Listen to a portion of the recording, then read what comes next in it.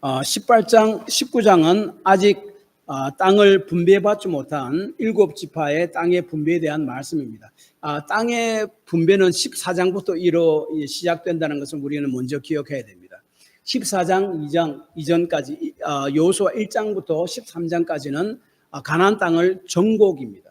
그 다음에 13장부터 가나안 땅에 정복한 가나안 땅을 이스라엘 12지파들에게 나누어주고, 그 다음에 19장에 땅 나누기를 다 마쳤다라고 19장 51절 마지막 절에 그렇게 말씀함으로 땅 분배가 다 마쳐지게 됩니다.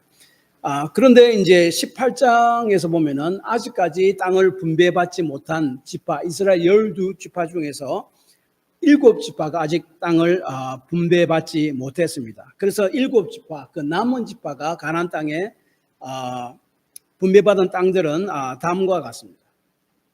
먼저 베냐민 지파, 유다와 에브라임, 므낫세는 벌써 받았죠. 그다음 중간이 강입니다. 요단강입니다. 그 동쪽 므낫세, 갓, 루벤은 이미 받았습니다.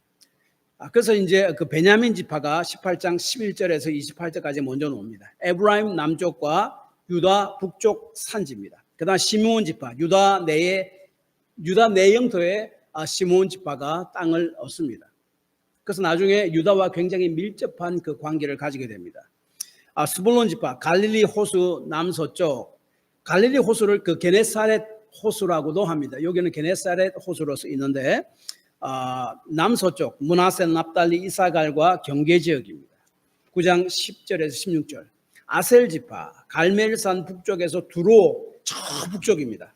에 이어지는 영토, 그리고 지중해를 서쪽에 두고 있습니다. 그 다음 납달리, 갈릴리 호수, 겟네사렛 호수라고도 하죠. 남쪽에서 북쪽으로 이어지는 지역입니다. 원래 지역은 단 지파가 굉장히 좀 인터레스팅합니다. 원래 지역은 에브라임, 유다, 베냐민, 그 경계 지역 거기에 있었습니다. 근데 나중에 단이 어디로 올라가는가 하면은 납달리와 므낫세 북쪽 있잖아요. 그걸로 이동하게 됩니다. 근데 오늘 특별히 18장에서 19장 39절까지는 남은 이스라엘 7지파들에게 땅을 분배하는 그 땅이 어떻게 분배된 땅의 지역들을 쭉 이야기합니다. 그게 바로 여기 나타난 전체답니다. 그리고 이 성경에 기록된, 본문에 기록된 모든 지역들은 성경학자들도 잘 모르는 그런 지역들이 많이 있습니다. 그러나 그럼에도 불구하고 대강 이 지역대로 이렇게 땅의 분배가 다 이루어졌습니다. 그런데 문제는 단 지파입니다. 오늘 읽은 40절부터 단 지파가 나오는데, 단 지파가 땅을 분배받은 사건을 가만히 살펴보면은 하나님의 약속의 말씀, 그 땅을 주겠다고 했잖아요. 그것을 믿음으로 나아가서 싸워서 이겨야 됩니다. 믿음으로 나아가서 싸우면 이기게 됩니다. 그런데 그렇게 하지 못했습니다. 다시 말하면은 단 지파는 약속의 말씀을 따라서 믿음으로 행하지 않은 불신앙의 한 예를 우리에게 보여줍니다. 그래서 오늘 본문인 19장 47절에 보면은 단 지파는 하나님께서 주신 땅을 정복하지 않고 그 하나님이 주신 땅을 버리고 엉뚱한 자신이 원한 땅을 찾아서 거기에 거주하게 된다라고 이야기합니다. 19장 47절 한번 보시기 바랍니다. 거기 보면 이렇게 말씀합니다. 그런데 단 자손의 경계는 더욱 확장되었으니, 이거는 뭐 우리가 생각할 때 좋은 의미로 확장되었다라고 우리가 읽을 수가 있는데 원래는 그렇지 않습니다. 문자적으로는 영토가 그들로부터 사라졌다라는 말입니다. 다시 말하면 이것을 오늘 말로 표현하자면은 우리가 바닷가에서 모래를 손으로 딱 짚잖아요. 짚고 손가락을 살짝 벌리면은 손가락 사이로 모래가 싹 다 빠져나가는 그것을 의미합니다. 이 47절 말이. 그래서 그들이, 즉 적들이, 가나안 족속들이 그 영토를 차지했다. 다른 백성에게 그 영토를 주었지만 그들은 차지하지 못하고 오히려 다 빠져나왔고 가나안 족속이 특별히 아모리 족속이 나중에 나옵니다. 그 장소를 그 테리토리를 그 땅을 차지했다라고 하는 말입니다. 그래서 영어 성경 NIV 성경이나 우리 한국 성경 현대인의 성경은 그 47절을 이렇게 번역합니다. 그러나 단 지파는 자기들이 분배받은 땅을 잃어버렸다. 그래서 단 지파는 이제 더 이상 거기에 거주할 수가 없었어요. 하나님이 주셨는데 믿음으로 나가서 싸우면 되는데 막 겁이 나고 또 여러 가지 이유로 인해서 그 정복하기를 주저하고, 그래서 좀 더 쉬운 정복하기 쉬운 땅이 있는가 찾아봅니다. 그래서 정탐꾼들을 딱 보내서 찾은 것이 바로 레겜이다라고 이 말씀하고 거기서 레겜을 점령해서 거주했다라고 이야기합니다. 레겜은 제가 이 지도 보시다시피 이스라엘 가장 북쪽에 있는 곳입니다. 이것을 또 라이스라고도 합니다. 레겜, 라이스 같은 말이에요. 성경에 보면은 또 사사기에 보면은 라이스라고 말하는데 그 같은 지명을 의미합니다. 그래서 이 단지파는 하나님께서 그들에게 나눠주신 땅을 점령하지 못하고 그냥 내버려두고 자신들이 스스로 땅을 찾아가지고 저 북쪽 끝에 그 레겜 또 라이스라는 그곳을 점령해서 그곳에 살았다라고 이야기합니다. 그래서 사사기 1장 34절은 이렇게 설명합니다. 아모리 족속이 단 자손을 산지로 몰아넣고 골짜기에 내려오기를 용납하지 아니하였으며, 원래 하나님께서 에브라임과 유다 중간에 주신 그 땅, 거기 아모리 그 가나안 땅 아모리 사람들이 차지하고 있었고 그 사람들이 아마 굉장히 강력했는 모양입니다.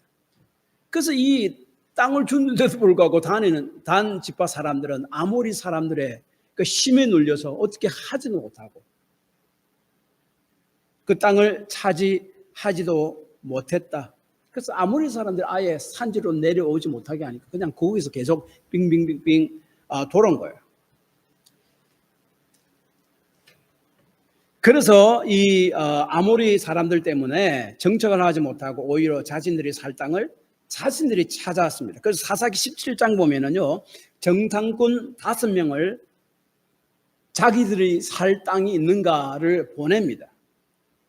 그래서 보내서 저 북쪽 끝 라이스라고 합니다. 이거 레셈, 오늘 47절에 레셈과 같은 지명이라고 제가 말씀드렸습니다. 거기를 정탐했습니다. 근데 사사기 17장에 보면은 그 레셈, 그러니까 라이스라는 곳은요, 성을 세우지도 않았고, 그래서 외부 침입으로부터 방어하려고 하지 않았고, 그냥 평화롭게 살던 사람들이었다라고 이야기했습니다. 성이 없으니, 그리고 평화롭게 자기들끼리만 사는 사람들이니까 공격하기가 얼마나 쉬웠겠습니까?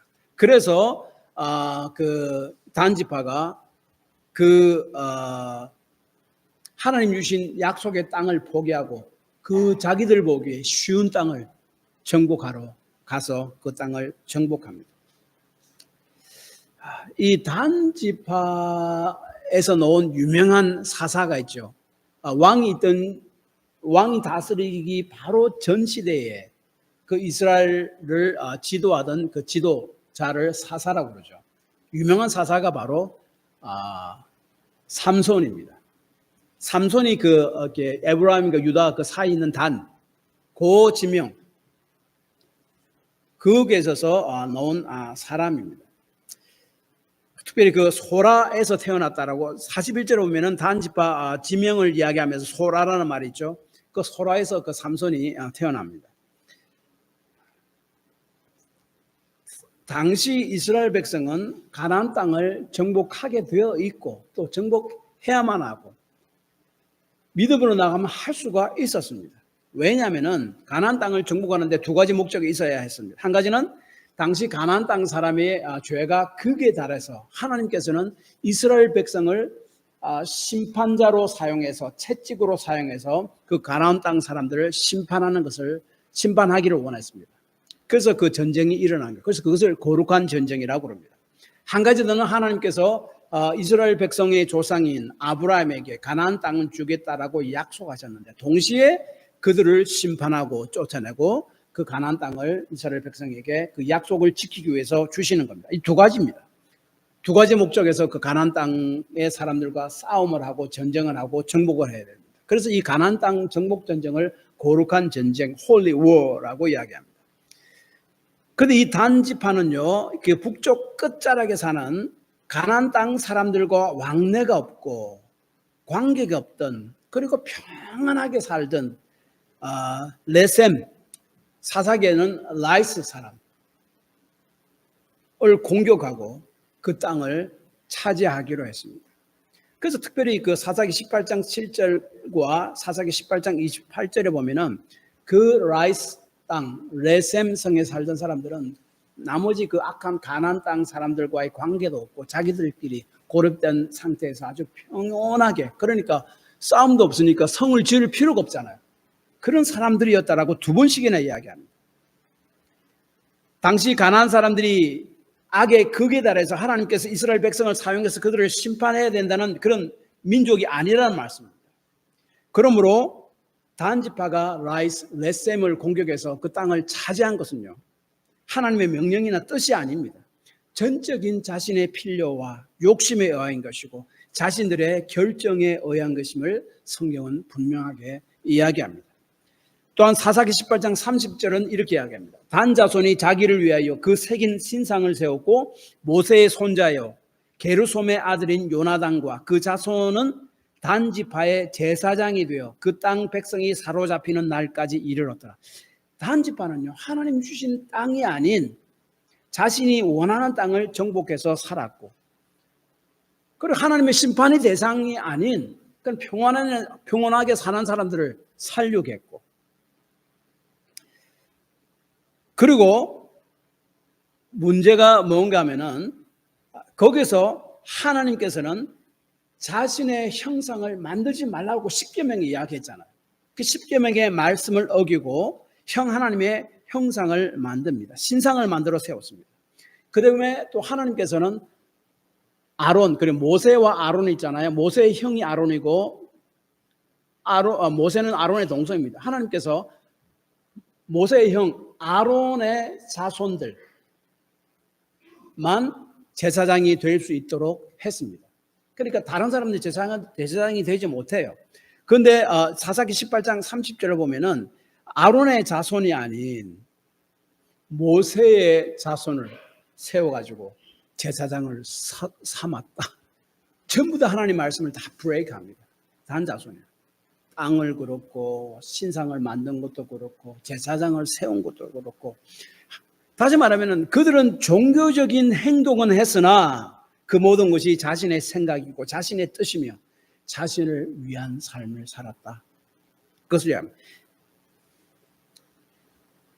나중 요한계시록 7장에 보면은 마지막 때에 하나님의 인친자들 14만 4천, 우리가 흔히 많이 듣는 14만 4천이 옵니다. 그 한마디로 이야기하면 14만 4천 명은 구원받은 자를 상징하는 숫자입니다. 왜냐하면 그 7장 그 뒤에 보면은 그 구원받은 자에 대해서 이야기하는 게 수없이 셀 수 없는 무리라고 또 설명하기 때문에 이 14만 4천은 하나의 상징적인 숫자라는 것을 우리에게 알려줍니다. 그런데 이 구원받은 숫자 14만 4천 명을 이야기하는데 이스라엘 12지파 중에서 1만 2천 명씩 합 14만 4천 인친자, 하나님의 인을 친 자, 그리고 결국은 구원받는 자에 대해서 이야기합니다. 그런데 여기 인침을 받은 이스라엘 12지파를 이름을 언급하는데 이름이 빠진 지파가 있습니다. 단지파입니다.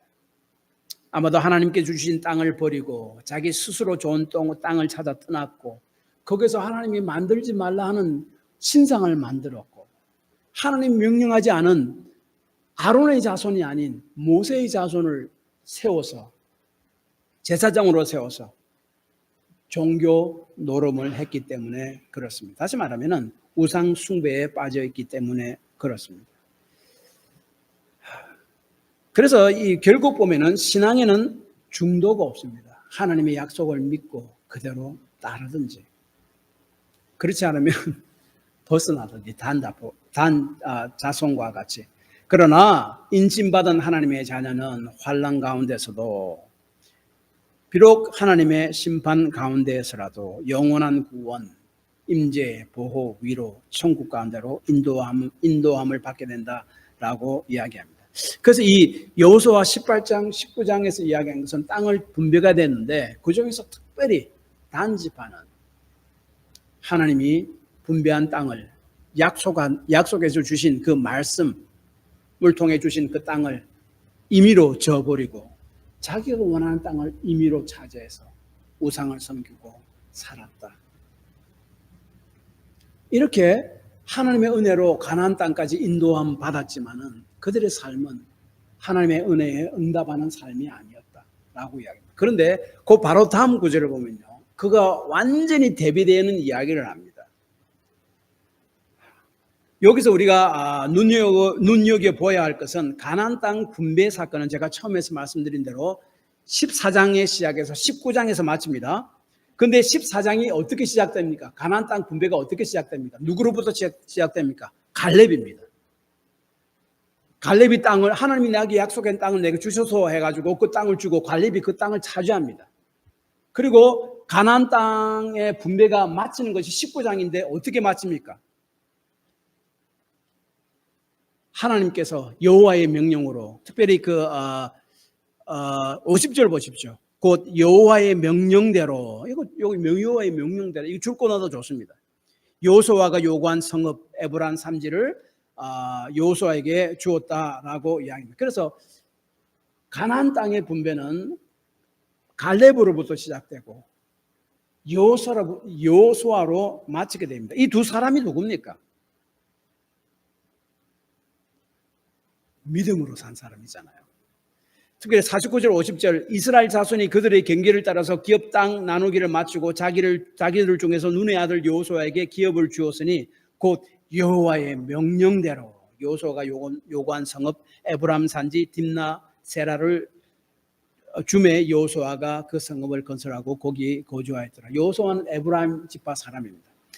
그래서 이 여호수아와 갈렙은 누굽니까? 민수기 14장 15절이잖아요. 약 45년 전입니다.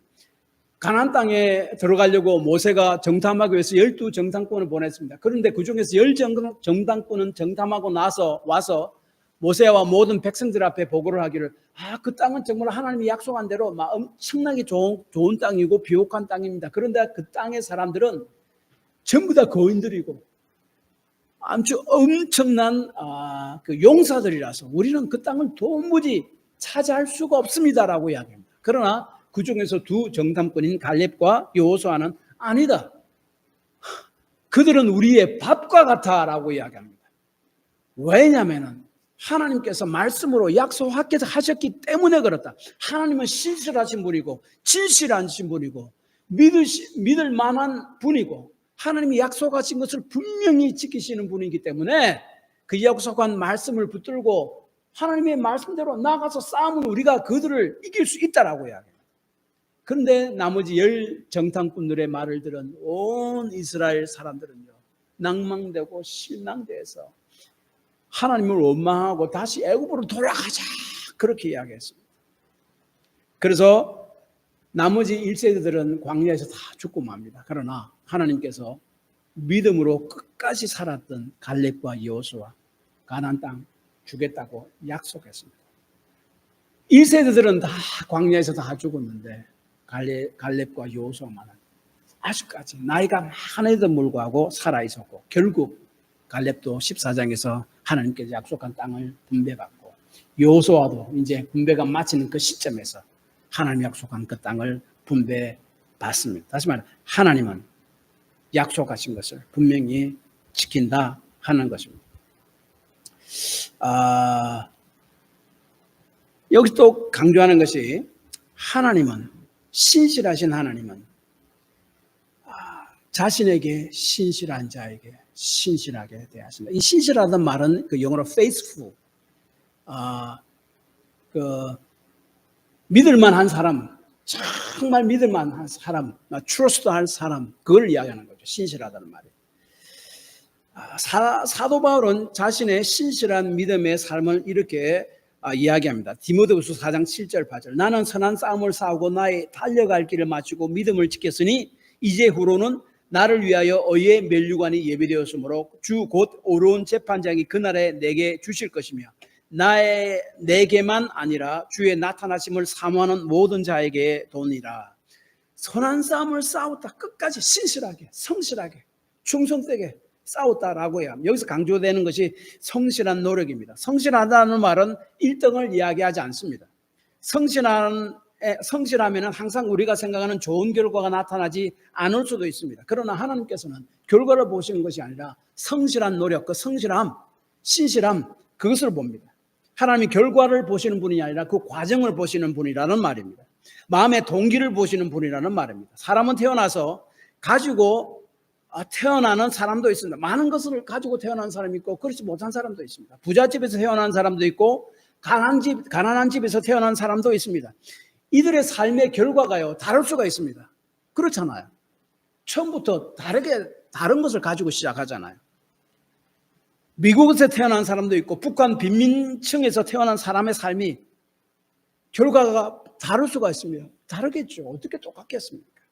천재적 머리를 가지고 태어난 사람과 보통 머리로 가지고 태어난 사람, 일과 성취의 결과가 다를 수가 있습니다. 그래서 하나님은 결과를 가지고 우리를 판단하지 않습니다. 그 과정을 보십니다. 그 중심을 보십니다. 성실함, 하나님에 대한 신실함, 그것을 보십니다.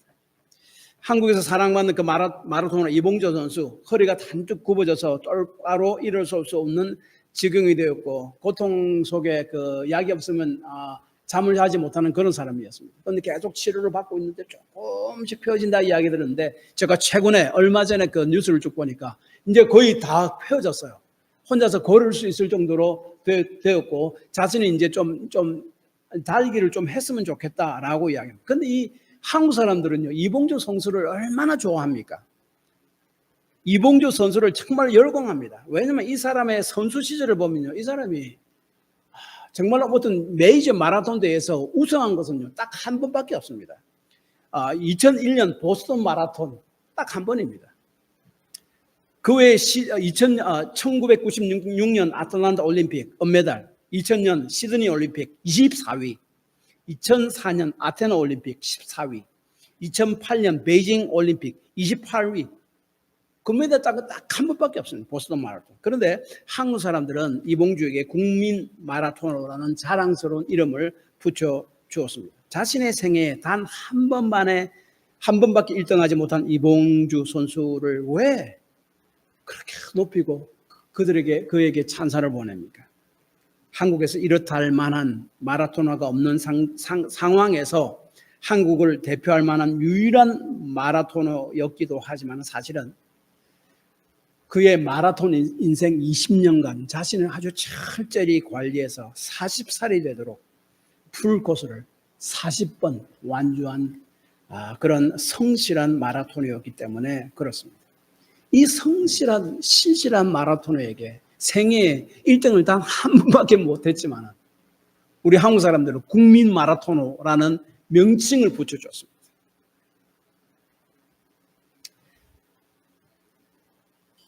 사람도 이러한데 우리가 우리의 사명을 따라 우리의 삶을 하나님 앞에 성실하게 살았다면 믿음으로 신실하게 살았다면 하나님께서 우리 삶을 인정해 주시지 않겠는가 하는 겁니다. 사실 사도 바울은요 디모데후서 1장 15절에서 아시아에 있는 사람들이 다 자신을 버리고 떠나갔다라고 절망적으로 이야기합니다. 그리고 10절에서도 사도 바울은 자신과 함께 있는 사역자 데마는 세상을 사랑하여 자신을 떠났고 믿음에서 떠났다라고 이야기합니다. 얼마나 낭망스럽고 실망스럽겠습니까?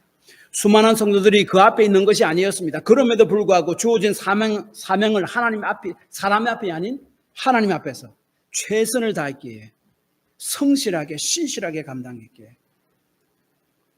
자신은 주신 사명을 위해 선한 싸움을 성실하게 싸웠다고 말할 수 있고 하나님은 그의 삶을 인정해 주셨습니다. 최선을 다하면 된 것입니다. 승리를 했든지 못했든지 최선을 다하면 하나님은 그것을 인정해 준다. 신실함을 원하신다. 이 세상은 끝이 아닙니다. 언젠가 우리 주님께서 다시 오실 때에 우리를 천국으로 데려가시고 그동안 우리가 했던 눈물을 닦아주시고 우리의 수고와 위로를 보상해 줄 것이라는 주실 것이라고 성경은 분명히 이야기하고 우리가 이 땅의 삶을 살 때 그러한 분명한 믿음을 가지고 우리의 삶을 살아야 합니다. 사도 바울은 이러한 믿음이 분명히 있었습니다. 이러한 믿음이 없다면 우리는 이 땅에서도 고난이 있을 때에 충성스럽게 주님을 섬길 수 없고 고난이 올 때에 충성스럽게 복음을 증거할 수 없고 쉽사리 포기하게 됩니다. 신실한 믿음의 삶을 살 수가 없습니다. 제가 말씀을 준비할 때도 사실은 마찬가지예요. 우리가 사람이 엄청나게 많으면 모르겠지만 그렇게 많지 않는 사람 속에서 그리고 또 어떨 때는 말씀을 전해도 잘 듣는 것 같지가 않다 이렇게 되면 어떻게 됩니까? 아유 그런데 적당히 하지 그렇게 생각할 수 있지 않습니까? 그러나 그것이 아니라 하나님 앞에서 내가 신실히 준비하고 신실히 전한다면 하나님이 그것을 인정해 주신다는 거죠. 우리의 충성스러운 삶, 신실한 삶은 사람만이 알아주는 것이 아닙니다. 실제로 사람들이 알아주지 못할 때가 많이 있습니다. 그러나 우리 주님께서는 결코 기억 못하는 것이 아니라 분명히 기억하셔서 다시 이 땅에 오시는 날 그에 대한 보상을 해 주실 것이다 하는 사실입니다. 이런 하나님에 대한 신실함을 가지고 충성스러움 가지고 우리의 믿음을 삶을 살아나가야 됩니다. 그래서 마태복음 25장 23절에 말씀하신 대로 잘하였도다 착하고 충성된 종아 내가 적은 일에 충성하였으면 내게 많은 것을 내게 맡기리니 내 주인의 즐거움에 참여할지어다 그렇게 말씀하실 것입니다. 결론적으로는 이렇습니다. 단지파는 하나님이 주신 땅을 버리고 자신의 원한 땅을 차지함으로 하나님께 신실하지 못한 삶을 살았습니다. 나중에 우상도 섬겼잖아요. 그러나 갈렙과 여호수아는 하나님께 끝까지 신실했고 끝까지 충성했습니다. 그래서 이 땅 분배 사건은 14장 갈렙으로부터 시작해서 19장 여호수아로 마칩니다. 신실한 하나님의 사람으로부터 시작해서 신실한 하나님의 사람으로 마칩니다. 하나님께서는 그런 갈렙과 여호수아에게 끝까지 신실하셨고 그들에게 한 약속을 신실하게 지키셨다. 그런 것이 이 땅 분배 사건을 통해서 하나님께서 우리에게 말씀하시고자 하는 말씀입니다. 그래서 이 땅 분배 사건을 통해서 하나님께서 우리에게 이렇게 도전하십니다. 끝까지 하나님께 신실하고 충성스러운 삶을 살라. 내가 너를 기억한다. 기도합시다.